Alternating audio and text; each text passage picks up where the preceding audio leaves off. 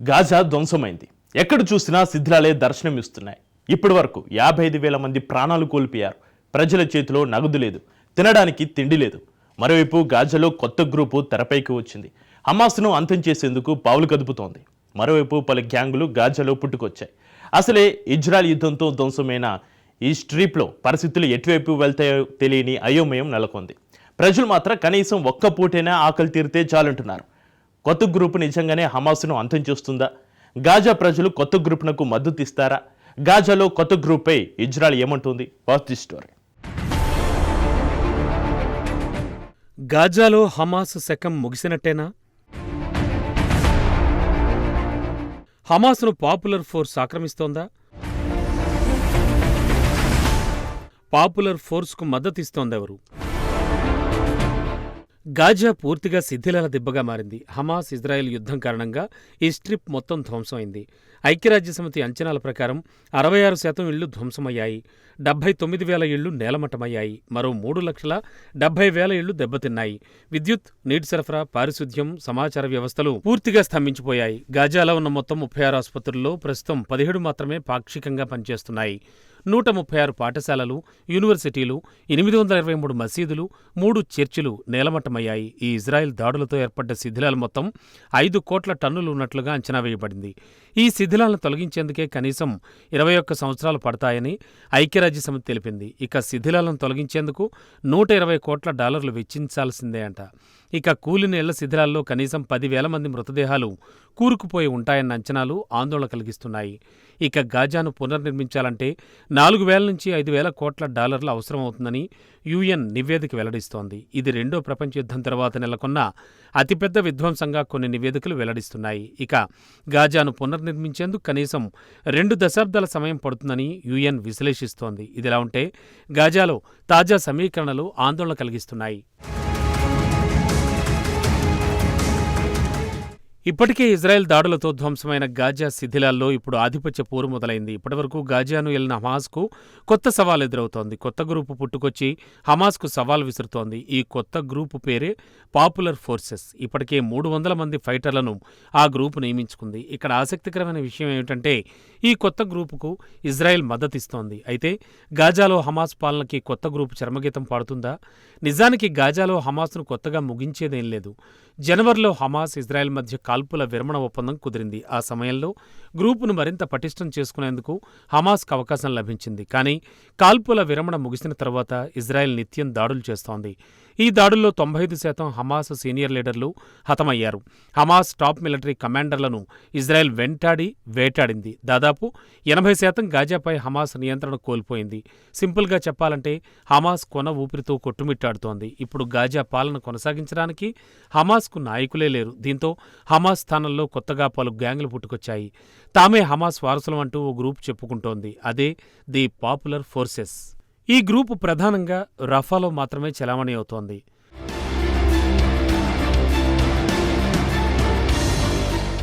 The popular ఫోర్స్కు Acer Abu సహెబ్ నాయకత్వం వహిస్తున్నాడు. నిజానికితడు గాజాలోకి డ్రగ్స్ను smuggling చేసేవాడు. అయితే 2023 అక్టోబర్ 7కు ముందే అబూ సహెబ్కు హమాస్ జైలు శిక్ష విధించింది. తాను ఎలాంటి సంఘర్షణల్లోనూ భాగస్వామిని కాదని, తాను ప్రొఫెషనల్ ఫైటర్ అస్సలు కాదంటున్నాడు ఈ యాసర్.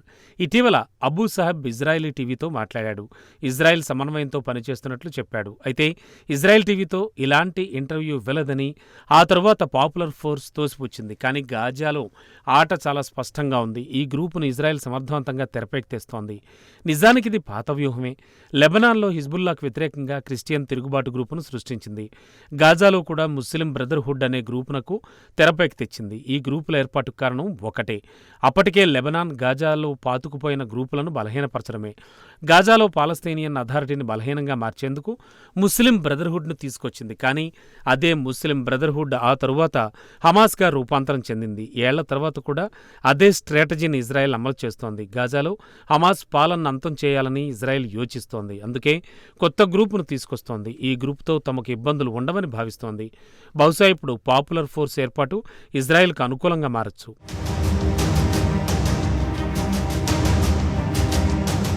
నిజానికి హమాస్కు ప్రత్యామ్నాయం కోసం అరబ్ కంట్రీస్ అమెరికా యత్నిస్తున్నాయి. సో పాపులర్ ఫోర్స్ అందుకు వేదిక అవ్వచ్చు. అది కూడా ఇజ్రాయెల్ ఆమోదిస్తోంది కాబట్టి ఇక ఇబ్బందులేం ఉండకపోవచ్చు. అదే సమయంలో హమాస్కు గాజా ప్రజల నుంచి కూడా మద్దతు కరువవుతోంది. నిజానికి యుద్ధ ప్రారంభంలో హమాస్ను ప్రజలే కాపాడుకుంటూ వచ్చారు. కానీ ఇజ్రాయెల్ భీకర దాడుల కారణంగా గాజాలో పరిస్థితులు దిగజారాయి. మరోవైపు గాజాలో పలు గ్యాంగులు పుట్టుకొచ్చాయి. ఆయా గ్యాంగులకు హమాస్తో శత్రుత్వం ఉంది.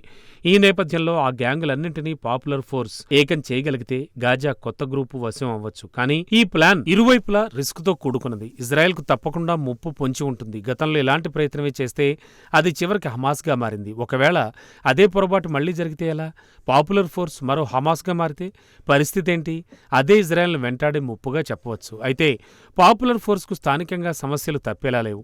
గాజాలో సుమారు 55,000 మంది పౌరులను ఇజ్రాయెల్ హతమార్చింది. ఈ కారణంగానే హమాస్ పూర్తిగా అపఖ్యాతిని మూటగట్టుకుంది. కానీ గాజాలో ప్రజలకు నెంబర్ 1 శత్రువు ఎవరైనా ఉన్నారు అంటే అది ఇజ్రాయెలే. ఒకవేళ పాపులర్ ఫోర్స్ గ్రూపునకు ఇజ్రాయెల్ మద్దతిస్తే గాజన్లు వారిని వ్యతిరేకించే అవకాశం ఉంది. ఈ గ్రూపును శత్రువుల చేతిలో కీలుబొమ్మగా గాజన్లు చూస్తారు. నిజానికి ఇప్పుడు పాపులర్ ఫోర్స్ ఆందోళన కూడా అదే. ప్రస్తుతానికి గాజా పరిస్థితులు చాలా వరకు కాల్పుల విరమణపైనే ఆధారపడి ఉంటాయి. ప్రస్తుతం దౌత్యపరమైన చర్చలు జోరుగా సాగుతున్నాయి. వచ్చే వారం కాల్పుల విరమణ ఒప్పందం కుదిరే అవకాశం కూడా ఉందని అమెరికా అధ్యక్షుడు డొనాల్డ్ ట్రంప్ ఆశాభావం వ్యక్తం చేశారు. అయితే గాజాలో పరిస్థితులు మాత్రం అధ్వాన్నంగా మారాయి. తినడానికి పట్టెడు అన్నం, గుక్కెడు నీళ్లు దొరకని పరిస్థితి నెలకొంది.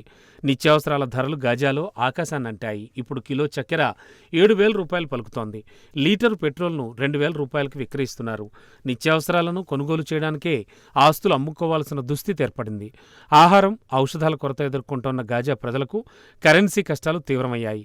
యుద్ధం నేపథ్యంలో అక్కడి బ్యాంకులు, ఏటీఎంలు పనిచేయకుండా పోయాయి. నిజానికి గాజాలో ఇజ్రాయెల్ కరెన్సీ షెకెల్ను ఉపయోగిస్తూ ఉంటారు. అయితే యుద్ధం నేపథ్యంలో నగదును రాకుండా ఇజ్రాయెల్ అడ్డుకుంది. దీంతో ప్రజలు తీవ్ర అవస్థలకు గురవుతున్నారు. ఇక 2024 నాటికి గాజాలో నిరుద్యోగం 80% చేరింది. ద్రవ్యోల్బణం సంగతి ప్రత్యేకంగా చెప్పక్కర్లేదు. ఏకంగా 230% పెరిగిపోయింది. నిజానికి మన దేశంలో ద్రవ్యోల్బణం 10% పెరిగితేనే నిత్యావసరాల ధరలు మండుతాయి. గాజాలో ఏకంగా 230% ద్రవ్యోల్బణం పెరగడం అంటే నిత్యావసరాల ధరలు ఏమాత్రం పెరుగుంటాయో ఇట్టే ఊహించుకోవచ్చు. మొత్తంగా గాజాలో పరిణామాలు మారుతున్నాయి. మరోవైపు దాడులను మాత్రం ఇజ్రాయెల్ ఆపడం లేదు. మరోవైపు మానవతా సాయాన్ని ఇజ్రాయెల్ అనుమతించడం లేదు. దీంతో ప్రజలు ఆకలితోనే చనిపోయే అవకాశం కనిపిస్తోంది.